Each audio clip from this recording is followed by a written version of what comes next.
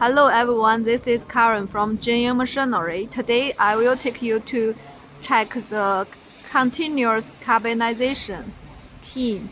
So this one is the continuous carbonization kiln, and the feeding, the raw material will be faded from here and up to the kiln, and then when the temperature gets 350, and you can to this will be the igniter and to open the fire, and it will do the rotating.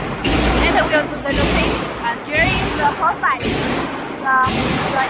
the air will come from here to here, and then from this fire system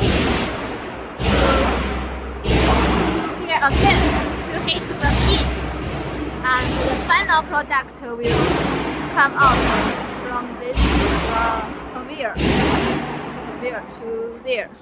Okay.